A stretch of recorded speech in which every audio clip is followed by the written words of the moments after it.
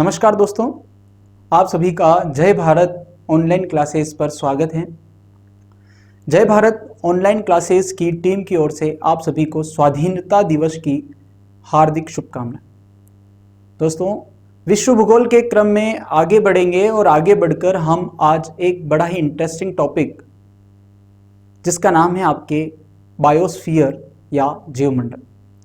जैवमंडल या बायोस्फीयर के बारे में जो है आज अपन यहाँ पर डिस्कस करेंगे और यह जो टॉपिक है यह लगभग सभी कॉम्पिटिटिव एग्जाम की दृष्टि से जो है बड़ा महत्वपूर्ण है। तो अगर हम बायोस्फीयर या अपने जैवमंडल के बारे में डिस्कस करें तो देखिए, सबसे पहले अपन वन बाय वन इसकी स्टडी करेंगे। सबसे पहले अपन स्टडी करेंगे कि बायोस्फीयर का अर्थ क्या होता है।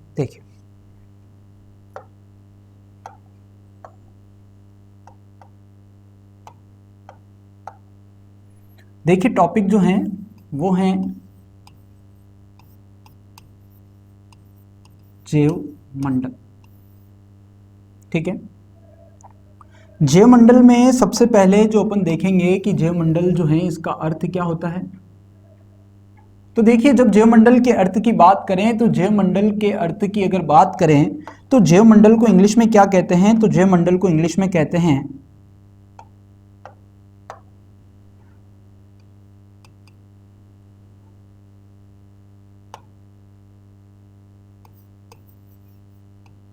बायोस्फीयर।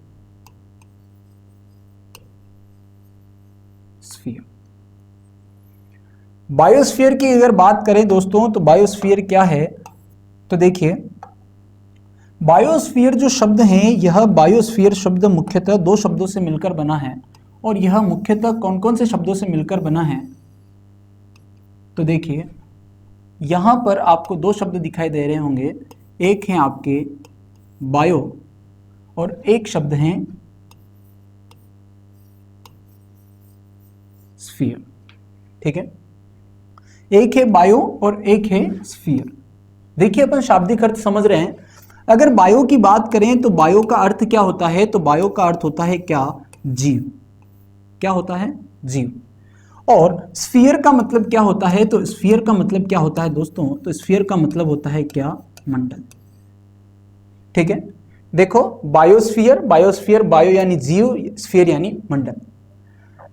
बायोस्फीयर को अगर हम शाब्दिक अर्थ से समझें तो धरातल या पृथ्वी का वह मंडल या पृथ्वी का वह भाग जहां पर जीवन संभव होता है, उस भाग को अपन कहते हैं क्या, तो उसे कहते हैं अपन क्या, जैवमंडल।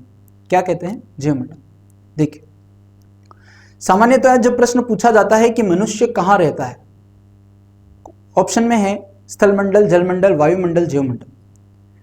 तो ध्यान रहे कि मनुष्य एक जीव है और जीवन कहां पर संभव है, तो जीवन संभव है कहां पर, जैवमंडल। ध्यान रहे हमारा आंसर होना चाहिए क्या, जैवमंडल। अगर आप स्थलमंडल करते हैं, सामान्यतः हम स्थलमंडल कर बैठते हैं क्योंकि हम स्थल पर रहते हैं, इस कारण से हम सोचते हैं कि स्थलमंडल। ध्यान रहे स्थलमंडल जो है, स्थलमंडल किसे कहते हैं, तो स्थलमंडल न केवल ऊपर की भूपर्पट्टी है बल्कि स्थलमंडल जो है यह एक 100 किलोमीटर की लेयर, जिसे हम प्लेट के नाम से भी जानते हैं, जिसे हम लिथोस्फीयर कहते हैं। ये थोड़ा सा हमको ध्यान में रखना चाहिए। तो देखिए यहां पर हमने समझा कि जैवमंडल का सामान्य सा अर्थ क्या है, तो जैवमंडल का अर्थ पृथ्वी का वह भाग जहां पर जीवन संभव होता है, उसे अपन क्या कहते हैं, जैवमंडल कहते हैं। क्या कहते हैं, पृथ्वी का वह भाग जहां जीवन संभव होता है,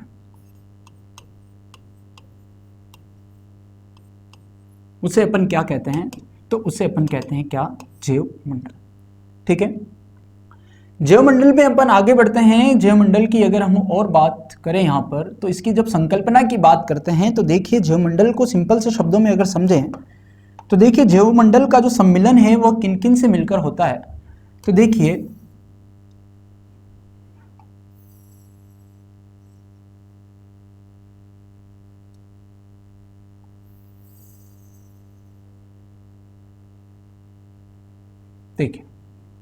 यहां पर आपको तीन जो हैं पार्ट दिखाई दे रहे हैं। एक है आपके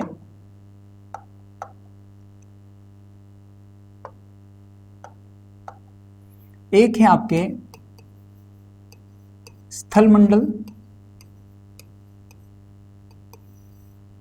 एक है आपके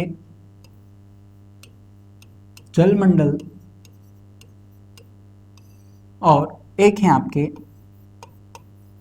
वायु मंडल।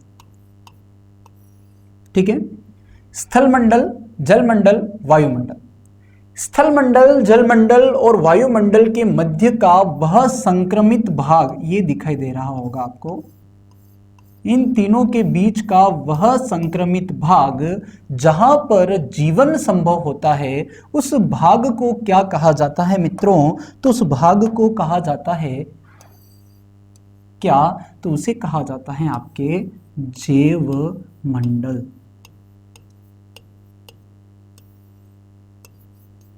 क्या कहा जाता है? जैव मंडल। ध्यान रहे, स्थल मंडल, जल मंडल, वायुमंडल के मध्य का वह इकोटोन एरिया जहां पर जीवन संभव होता है, उस भाग को अपन क्या कहते हैं? जैव मंडल कहते हैं।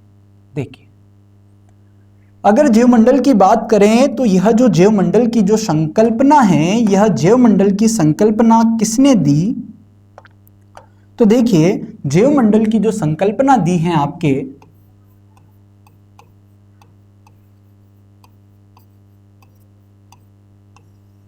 जैव मंडल की जो संकल्पना है, यह देने वाले जो भूगोलवेत्ता है उनका नाम क्या है? तो वह जो भूगोलवेत्ता हैं वह ऑस्ट्रेलिया के प्रमुख भूगर्भ शास्त्री हैं, जिन्होंने 100 वर्ष पहले इस प्रकार की जो है संकल्पना दे दी थी। उनका नाम क्या है? तो उनका नाम है आपके एडवर्ड स्वेस महोदय। कौन से महोदय दोस्तों? तो एडवर्ड स्वेस महोदय ने जैव मंडल की जो है संकल्पना सर्वप्रथम दी। ये कहाँ के थे? ऑस्ट्रेलिया के प्रमुख भूगर्भ शास्त्री थे और इन्होंने 100 वर्षों पहले ही इस जैव मंडल की संकल्पना के बारे में हमें जो है जानकारी उपलब्ध करा दी थी। देखिए, जैव मंडल का हमने यहाँ पर सिंपल सा शाब्दिक अर्थ समझा था और यहाँ पर जो है हमने जैव मंडल का जो है संकल्पना के बारे में जो है डिस्कस किया। अब देखिए, एक और चीज यहां पर समझते हैं कि जैव मंडल की अगर आपको कहे कि परिभाषा क्या है, जैव मंडल की परिभाषा के लिए एक भूगोलवेत्ता हुए थे, उन भूगोलवेत्ता का नाम था आपके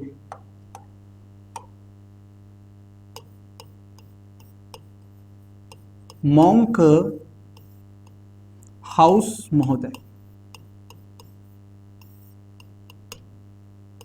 देखिए, मॉन्क हाउस महोदय ने क्या कहा कि मॉन्क हाउस महोदय ने कहा कि पृथ्वी पर पाए जाने वाले जीव तथा पर्यावरण, देखिए, पृथ्वी पर पाए जाने वाले जीव तथा पर्यावरण के मध्य जो अंतर संबंध होता है या पर्यावरण के मध्य जो अंतर क्रिया होती है, उस अंतर क्रिया का जो अध्ययन होता है, उसी अंतर क्रिया को अपन क्या कहते हैं? तो उसे अपन कहते हैं क्या? जैव मंडल कहते हैं। देखिए, समझिए, पृथ्वी पर पाए जाने वाले जीव, पृथ्वी पर पाए जाने वाले जीव में ध्यान रहे मित्रों कि जीव के अंदर जीव स्वयं प्लस वनस्पति दोनों आता है, तो इसके बारे में थोड़ा सा आपको ध्यान जो है रखना है।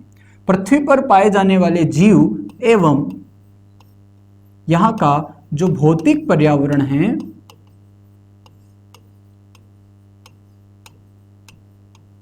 जो भौतिक पर्यावरण है, जीव तथा भौतिक पर्यावरण के मध्य अंतर क्रिया,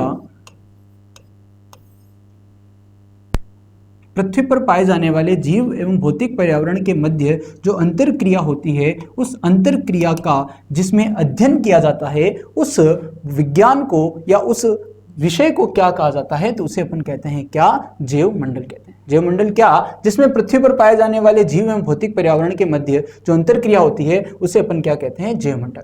तो देखिए, यहाँ पर अपन ने 3 चीजें समझी कि जैव मंडल या बायोस्फीयर जो है, इसका शाब्दिक अर्थ क्या होता है, इसकी संकल्पना किसने दी, और इसकी जो परिभाषा है वह परिभाषा सामान्यतः जो है पूछी जाती है मॉन्क हाउस महोदय के द्वारा। तो यह परिभाषा भी आपको जो है थोड़ी सी यहाँ पर ध्यान में रखनी चाहिए। तो दोस्तों अभी तक हमने इस जैव मंडल का जो टॉपिक है, इस जैव मंडल के टॉपिक में हमने यहाँ पर इसका सिंपल सा थोड़ा सा इंट्रोडक्शन जो है यहाँ पर समझा है। जब हम आगे बढ़ेंगे तो आगे बढ़ने पर बहुत सारे ऐसी चीजें हैं जो यहाँ पर हमको सुनाई देगी और वह बहुत महत्वपूर्ण है। तो देखिए आगे बढ़ते हैं और बात करते हैं कि जब हम बायोज्योग्राफी या यूं कह लो कि इन्वायरमेंट की अगर हम स्टडी करते हैं तो एक शब्द सुनाई देता है, दो शब्द सामान्यतः सुनाई देते हैं। एक होता है आपके इकोलॉजी और एक शब्द होता है इकोसिस्टम। दो जो शब्द हैं बड़े ही महत्वपूर्ण हैं और इन दोनों में थोड़ा सा हम कंफ्यूजन हो जाते हैं। दोनों को वन बाय वन यहां पर जो है हम स्टडी करने वाले हैं। देखिए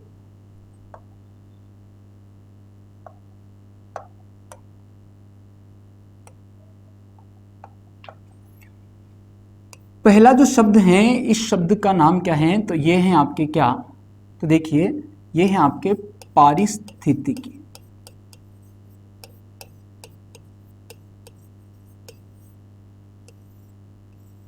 देखिए पारिस्थितिकी जो है, पारिस्थितिकी को वो इंग्लिश में क्या कहते हैं, तो पारिस्थितिकी को इंग्लिश में कहते हैं आपके इकोलॉजी। क्या कहते हैं, इकोलॉजी। देखिए दोस्तों इकोलॉजी या पारिस्थितिकी के बारे में अपन यहां पर समझते हैं। देखिए इकोलॉजी और पारिस्थितिकी जो संकल्पना है, यह संकल्पना 1869 में दी गई और 1869 में किसने दी, तो यह जो संकल्पना है 1869 में अर्नेस्ट हैकल नामक व्यक्ति ने दी। ध्यान रहे पारिस्थितिकी या यूं कह लूं कि इकोलॉजी, इकोलॉजी जो शब्द है 1869 में अर्नेस्ट हैकल नामक व्यक्ति ने दी। और अर्नेस्ट हैकल नामक जो व्यक्ति हैं, इन्होंने यह जो शब्द है इकोलॉजी, इस शब्द का जो प्रोनाउंसिएशन किया था वो क्या किया था, इन्होंने सबसे पहले जो शब्द दिया था वो कौन सा था, तो वो था ओइकोलॉजी। ध्यान रहे इन्होंने यहां पर डायरेक्ट इकोलॉजी नहीं लिखा था, इन्होंने क्या लिखा था, ओइकोलॉजी। और ओइकोलॉजी का इंग्लिश अनुवाद क्या कहलाता है, तो वह कहलाता है क्या, इकोलॉजी। क्या कहलाता है दोस्तों, तो वह कहलाता है क्या, इकोलॉजी। ठीक है क्या। अब देखिए पारिस्थितिकी शब्द किसने दिया यहां पर समझा। अब पारिस्थितिकी का अर्थ क्या होता है, तो इसमें एक ही बात है, इसमें देखिए इसमें समस्त जीवधारियों, इसमें समस्त जीवधारियों एवं पर्यावरण, इसमें समस्त जीवधारियों एवं पर्यावरण के मध्य संबंधों का अध्ययन किया जाता है।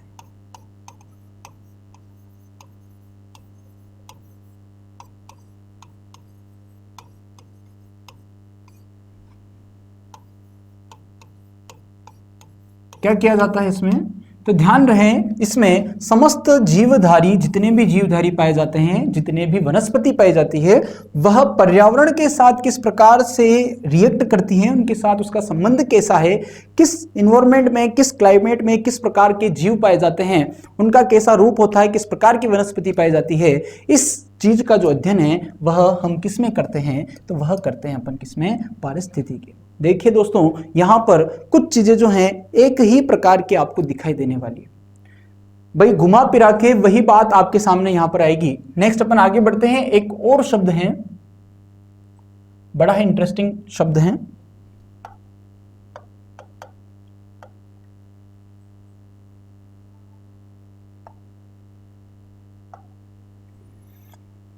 यह जो शब्द है यह है आपके पारिस्थितिकी तंत्र।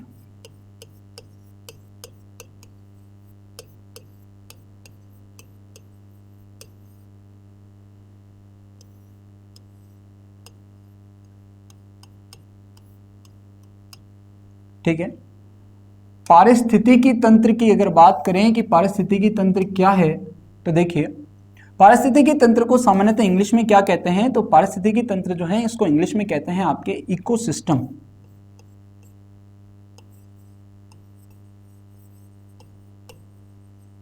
क्या कहते हैं? इकोसिस्टम। देखिए, पारिस्थितिकी जो तंत्र है, पारिस्थितिकी तंत्र की व्याख्या या यूं कह लूं कि ये जो शब्द है, यह शब्द सर्वप्रथम किसने दिया और कब दिया? तो ध्यान रहे, पारिस्थितिकी जो शब्द है यह 1935 में 1935 कब दिया? 1935 में। और 1935 में किसने दिया? तो यह शब्द जो देने वाले थे उनका नाम था A.G. टांसले नामक व्यक्ति ने। किसने दिया? A.G.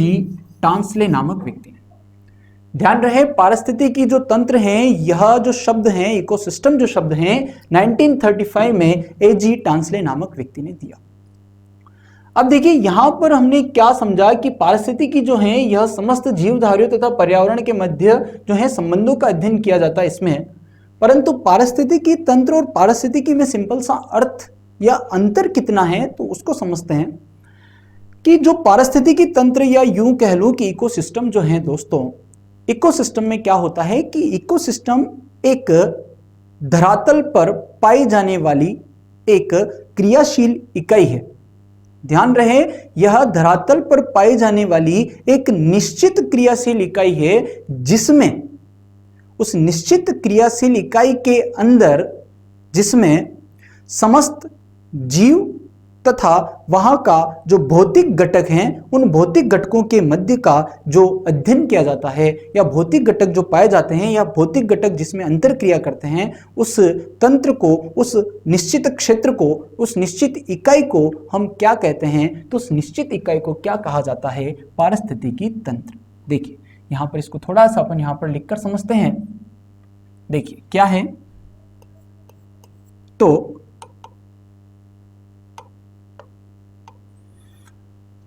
यह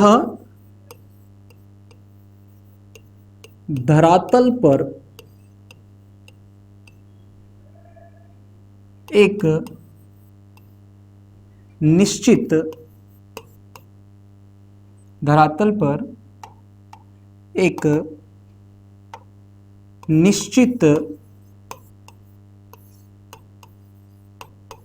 क्रियाशील इकाई है।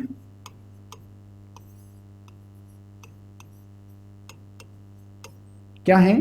यह धरातल पर एक निश्चित क्रियाशील इकाई है जिसमें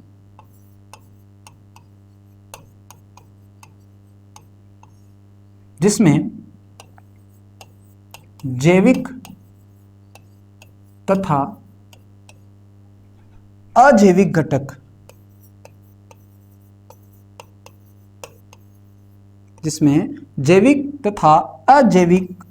घटक आपस में क्या करते हैं? अंतर क्रिया करते हैं।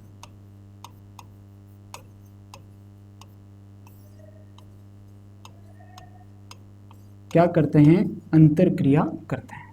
ध्यान रहे, देखिए, पारिस्थितिकी तंत्र, इकोसिस्टम शब्द 1935 A.G. टांसले ने, अर्थ क्या होता है? यह धरातल पर एक निश्चित क्रियाशील इकाई है।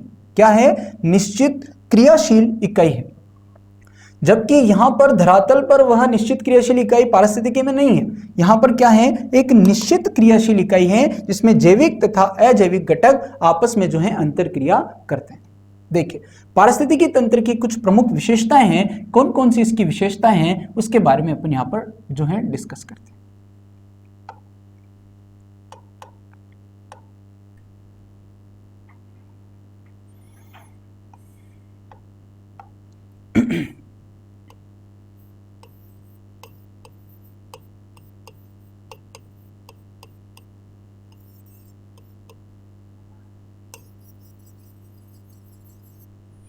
देखिए, पारिस्थितिकी तंत्र की क्या क्या विशेषताएं हैं उसके बारे में अपन यहां पर देखते हैं। तो सबसे पहले पारिस्थितिकी जो तंत्र है, पारिस्थितिकी तंत्र भूतल पर एक निश्चित क्षेत्र है। ध्यान रहे, पारिस्थितिकी तंत्र क्या है? तो पारिस्थितिकी तंत्र की पहली विशेषता क्या है? तो इसकी जो पहली विशेषता है, पहली विशेषता में यह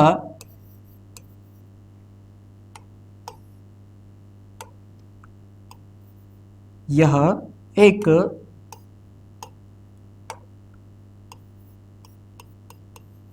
निश्चित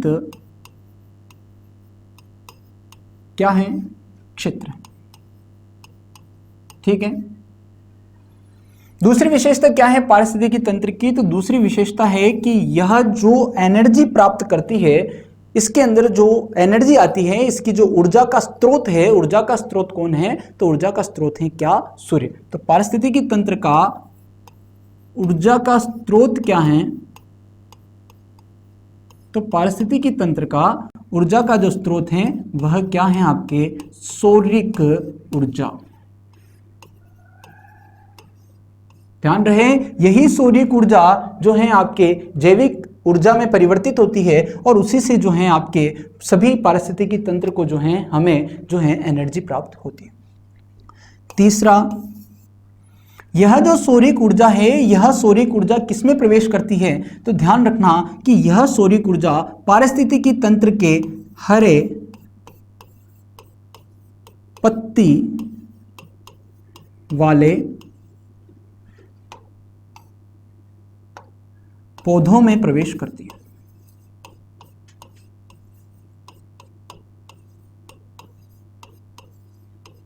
किसमें प्रवेश करती है? हरे पत्ती वाले पौधों में प्रवेश करती है। देखो, यह एक निश्चित क्षेत्र है धरातल का। इसकी ऊर्जा का स्रोत क्या है? सौरिक ऊर्जा है। और यह हमारे पारिस्थितिकी तंत्र में प्रवेश कहां से करती है? तो यह हरे पत्ती वाले पौधे में जो है प्रवेश करती है। चौथी विशेषता क्या है इसकी? चौथी और सबसे महत्वपूर्ण विशेषता के बारे में अपन डिस्कस भी करेंगे आगे कि इसकी विशेषता क्या है। तो इसकी जो संरचना है, इसकी जो संरचना है, इसकी संरचना 3 घटक से मिलकर बनती है। कितने घटकों से? 3 घटकों से मिलकर इसकी जो है संरचना कंप्लीट होती है। देखिए, पारिस्थितिकी तंत्र की हमने यहां पर क्या समझा कि विशेषताएं समझी। तो विशेषताओं में यह निश्चित क्षेत्र होता है धरातल का, सौरिक ऊर्जा है जो है इसकी प्रमुख ऊर्जा का स्रोत है, और यह जो ऊर्जा है किसमें प्रवेश करती है? हरे पत्ती वाले पौधे जो हैं उसमें पारिस्थितिकी तंत्र के अंदर जो है प्रवेश करती है। इसकी संरचना की बात करूं तो इसमें कितने घटक पाए जाते हैं? तो इसमें 3 घटक पाए जाते हैं दोस्तों, और तीनों ही घटकों की 1 बाय 1 यहां पर अपन जो है स्टडी करेंगे। देखिए, 3 घटक हैं, और 3 घटक कौन कौन से हैं?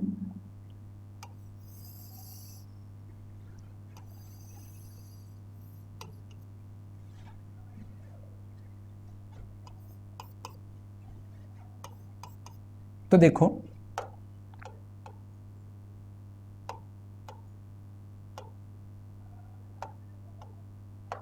एक होता है जैविक घटक,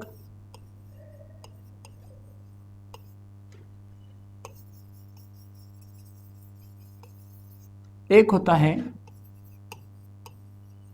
अजैविक घटक,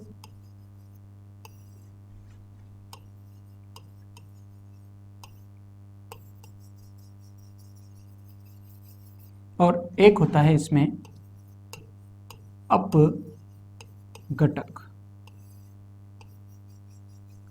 ध्यान रहे, पारिस्थितिकी तंत्र को सामान्यतः हम 3 घटकों के अंदर इसकी संरचना को स्टडी करते हैं। कौन कौन से हैं? तो जैविक घटक, अजैविक घटक और अपघटक। जैविक घटक जिसमें जीव पाए जाते हैं, अजैविक घटक जिसके अंदर जीव नहीं पाए जाते हैं, और सॉरी, अपघटक नहीं आएगा इसमें,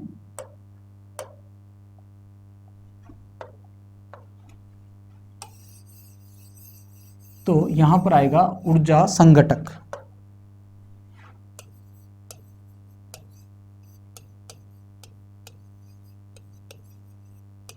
ठीक है, इन तीनों के बारे में अपन यहां पर जो है स्टडी करने वाले हैं। सबसे पहले बात करते हैं अपन किसकी? जैविक घटकों की।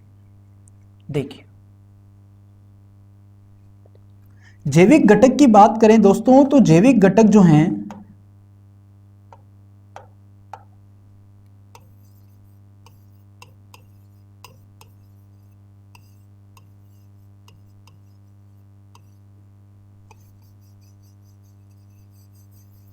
तो जैविक घटक जो हैं, जैविक घटक के भी 3 पार्ट होते हैं। और जैविक घटक के कौन कौन से भाग हैं? तो देखिए, जैविक घटक में पाए जाते हैं, एक होते हैं आपके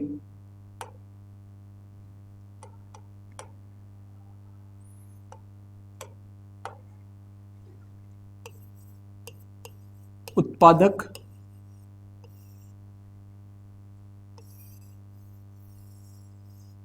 एक होते हैं उपभोक्ता,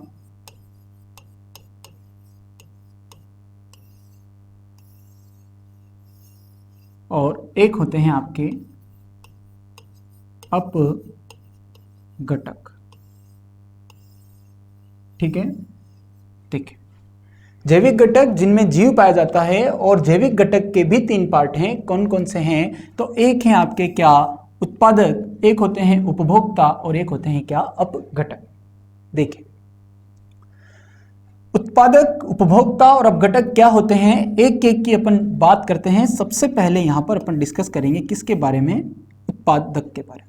देखिए उत्पादक किसे कहते हैं? तो उत्पादक का मतलब वह जैविक घटक जो स्वयं का भोजन स्वयं निर्मित करते हैं, उन्हें अपन क्या कहते हैं? उत्पादक कहते हैं। देखिए उत्पादक जो हैं यह क्या है, इनकी विशेषता, इनकी सबसे प्रबल जो विशेषता है, यह विशेषता है कि यह क्या करते हैं? स्वयं अपना जो है भोजन बनाते हैं।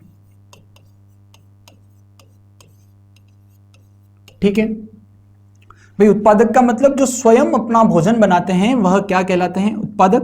दूसरा, स्वयं अपना भोजन बनाते हैं, इसी कारण से इन्हें क्या कहा जाता है? तो इन्हें कहा जाता है स्वपोषित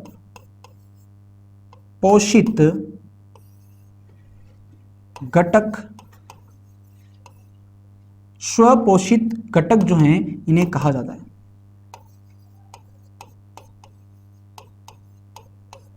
क्या कहा जाता है? स्वपोषित घटक। देखिए यह क्या करते हैं? स्वयं अपना भोजन बनाते हैं। स्वयं अपना भोजन बनाने के कारण इन्हें और क्या कहा जाता है? तो इन्हें कहा जाता है क्या? स्वपोषित घटक। देखिए इस उत्पादक के अंदर हम पारिस्थितिकी तंत्र के कौन से भाग को जो है इसमें सम्मिलित करते हैं? तो उत्पादक के अंदर हम सम्मिलित करते हैं किसको? हरे पौधों को। हरे पौधों को इसमें क्या किया जाता है? सम्मिलन किया जाता है।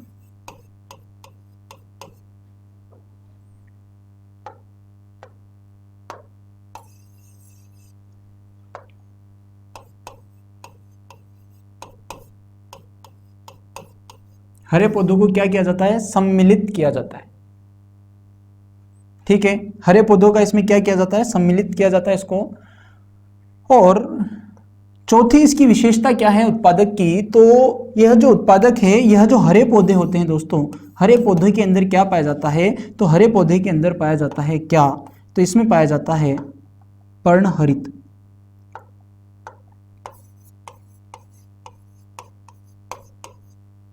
जिसे अपन क्या कहते हैं?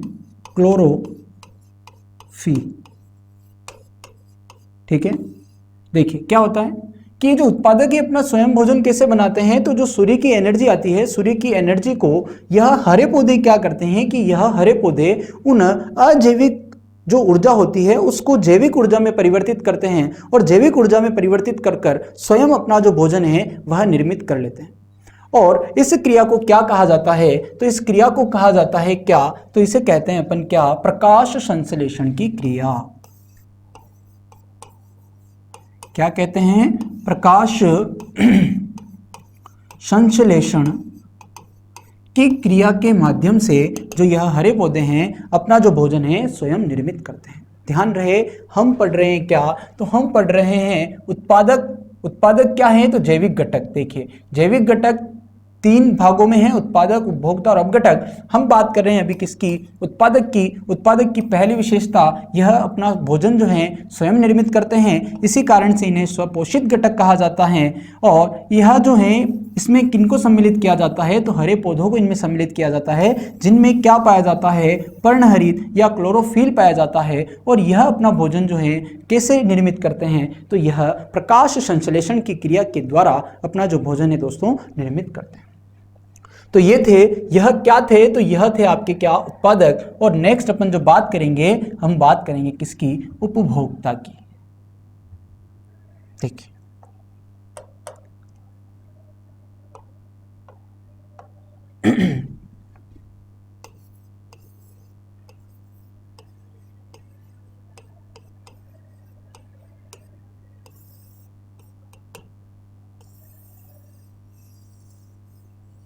देखिए उपभोक्ता की बात करें तो उपभोक्ता जो हैं यह निर्भर करते हैं किस पर, तो यह निर्भर करते हैं हरे पौधों पर, या यूं कह लो कि यह दूसरों पर जो है अपना भोजन जो है दूसरों के द्वारा निर्मित करते हैं या दूसरों के द्वारा ग्रहण करते हैं। और दूसरों के द्वारा जब भोजन ग्रहण करते हैं तो इसी कारण से इन उपभोक्ता को क्या कहते हैं, तो इन्हें परपोषी के नाम से भी जो है जाना जाता है। देखिए उपभोक्ता की बात करें तो उपभोक्ता की पहली विशेषता क्या, तो यह अपना यह भोजन के लिए किस पर निर्भर करते हैं, दूसरों पर।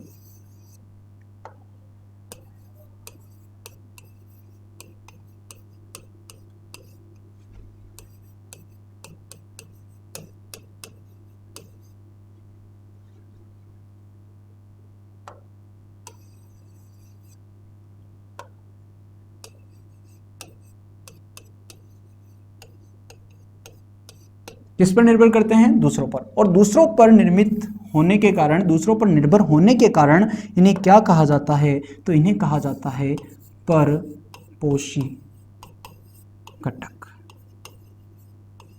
क्या कहा जाता है, परपोषी घटक। ध्यान रहे परपोषी घटक किसे कहते हैं, तो उपभोक्ता को कहते हैं। यह प्रश्न कैसे पूछा जाता है कि सामान्यतः प्रश्न पूछा कि जैसे परपोषी हैं, ऑप्शन में आ गया कि बंदर, शेर, गाय और हरे पौधे।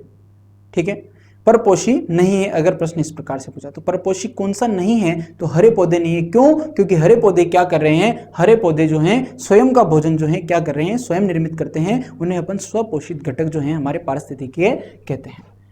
तो यह जो उपभोक्ता होते हैं, उपभोक्ता को भी चार श्रेणियों के अंदर जो है हम यहां पर रख सकते हैं। और इनको चार श्रेणियों में जो है रखा गया है। कैसे कैसे यहां पर थोड़ा सा अपन यहां पर समझेंगे। देखिए इसको थोड़ा सा अपन ब्रॉड स्तर से समझते हैं।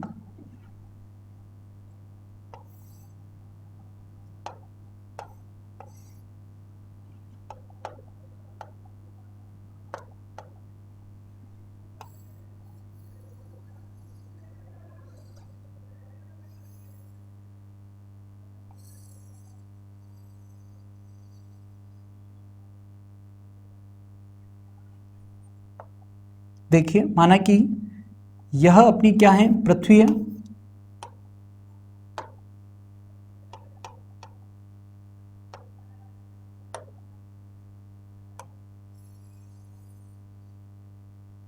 जैसे माना कि यह अपनी पृथ्वी है और पृथ्वी के ऊपर अगर मैं बात करूं दोस्तों, तो पृथ्वी के ऊपर जो है सामान्यतः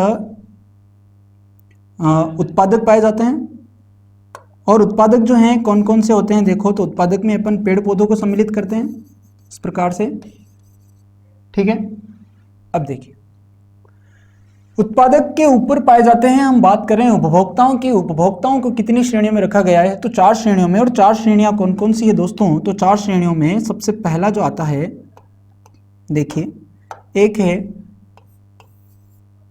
प्रथम श्रेणी के उपभोक्ता,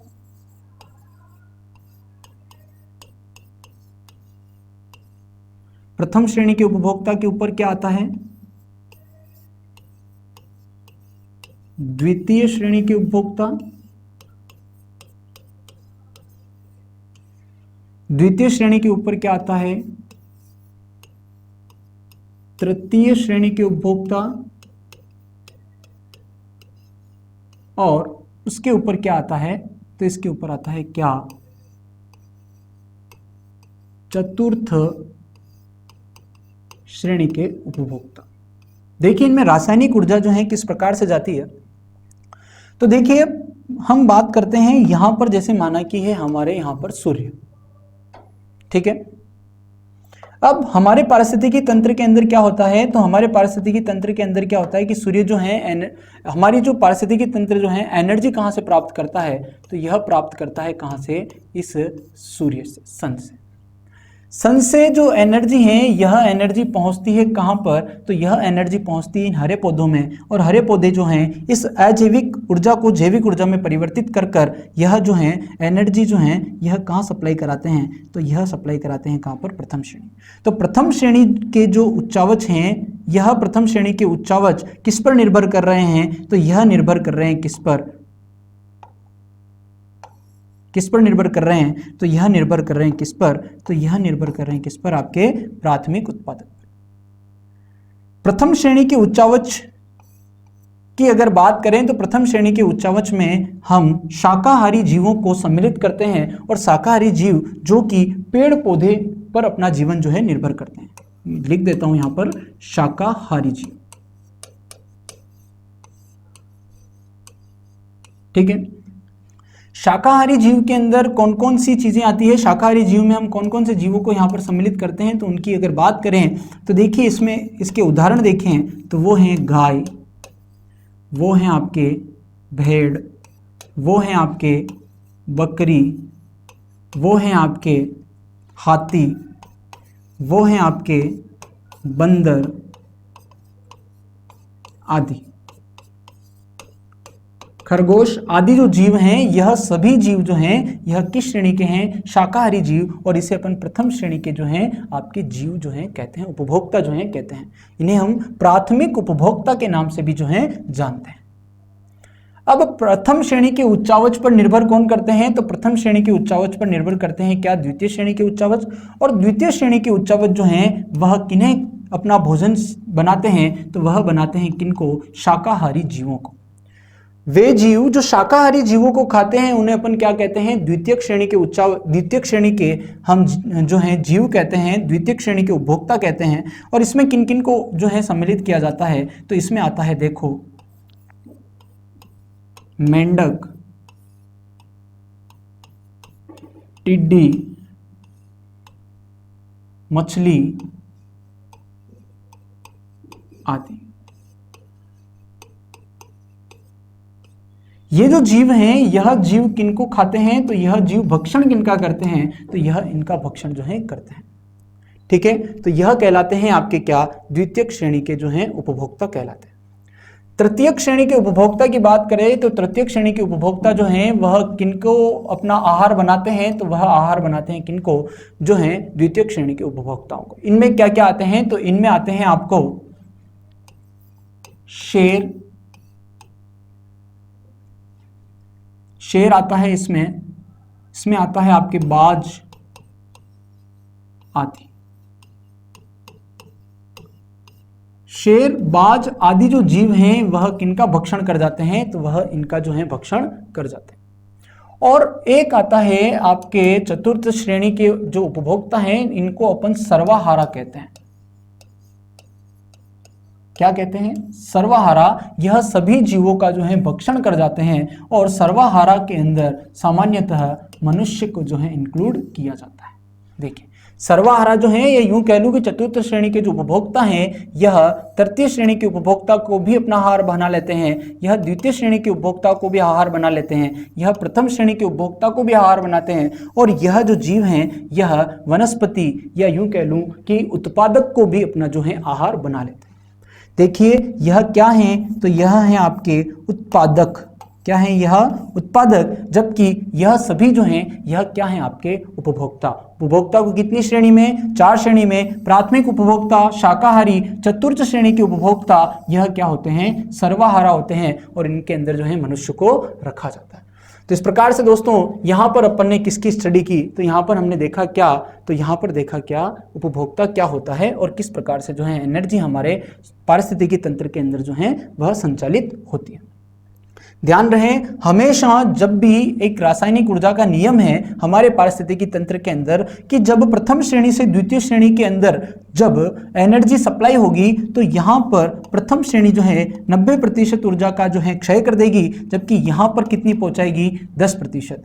इसका 10% को अगर मैं 100% मानूं तो यह भी 90% का क्षय यहां पर कर देगी और यहां पर पहुंचाएगी कितना 10%। और अगर इसके 10% को 100% मानूं तो तृतीय श्रेणी भी 90% का क्षय कर देती है और 10% पहुंचाती है कहां पर, चतुर्थ श्रेणी के उपभोक्ताओं के अंदर। इस प्रकार से रासायनिक ऊर्जा का जो क्षय है इस प्रकार से हमारे पारिस्थितिकी तंत्र के अंदर जो है होता है। अब देखो हम बात कर रहे थे किसकी, तो हम बात कर रहे थे यहां पर जैविक घटकों की कि हमारे पारिस्थितिकी तंत्र के अंदर कौन कौन से जैविक घटक हैं उनके बारे में अपन ने यहां पर जो है डिस्कस किया था। देखो उसमें हमने उत्पादक देखे, यहां पर हमने उपभोक्ता देखे। एक जैविक घटक और है जिसका नाम है आपके क्या, अपघटक। अपघटक की अगर बात करूं तो अपघटक को हम पारिस्थितिकी तंत्र के अंदर वियोजक के नाम से भी जानते हैं। अपघटक या वियोजक जो होते हैं दोस्तों यह सामान्यतः क्या करते हैं कि जो जीव होते हैं मृत जीव, कौन से जीव, मृत जीव, सामान्यतः जो मृत जीव होते हैं उन मृत जीवों के अंदर अपघटक या वियोजक होते हैं। और यह वियोजक क्या करते हैं कि मृत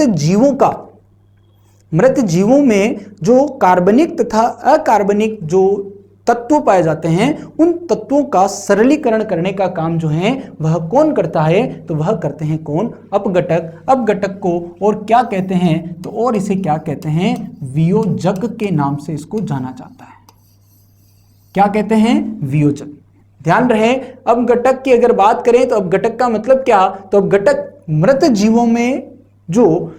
जीवों में कार्बनिक तथा अकार्बनिक तत्व होते हैं उनका जो सरलीकरण का काम करते हैं वह कौन करते हैं, अपघटक करते हैं। अपघटक को और क्या कहते हैं, वियोजक कहते हैं। और यह कार्य करते हैं, इसी कारण से इन्हें और क्या कहा जाता है, तो अपघटक को क्या कहा जाता है, बड़ा ही महत्वपूर्ण है, पूछा भी जाता है बहुत बार।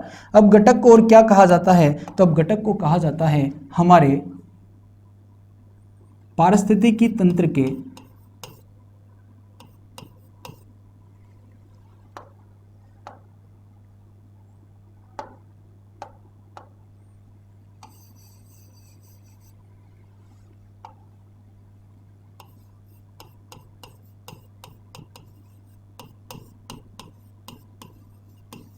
इन्हें पारिस्थितिकी के महत्तर कहा जाता है।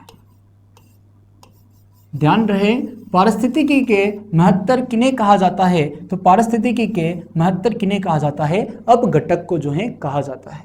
अपघटक क्या करते हैं, मृत जीवों में पाए जाने वाले कार्बनिक एवं अकार्बनिक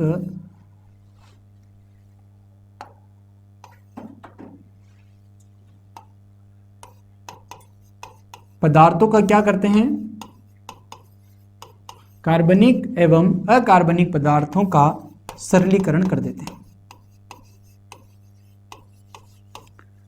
ठीक है क्या, तो यह होता है आपके क्या, अपघटक। इस प्रकार से दोस्तों यहाँ पर हमने जैवमंडल के बारे में जो है डिस्कस किया और जैवमंडल के अंदर हमने यहाँ पर जो है जैवमंडल का सिंपल सा सबसे पहले हमने परिचय समझा और जैवमंडल के परिचय के पश्चात हमने यहाँ पर महत्वपूर्ण चीज़ें जो पारिस्थितिकी तंत्र, पारिस्थितिकी क्या होता है उसके बारे में समझा और इस प्रकार से जो है इसकी संकल्पना क्या है, इन सब चीज़ों के बारे में आज की क्लास में जो है दोस्तों हमने यहाँ पर डिस्कस किया। तो यह था आपके जैवमंडल का सिंपल सा इंट्रोडक्शन। जैवमंडल में और भी बहुत सारी चीज़ों के बारे में हमें डिस्कस करना है, परंतु आज के लिए इतना ही। Thank you so much. Bharat माता की जय।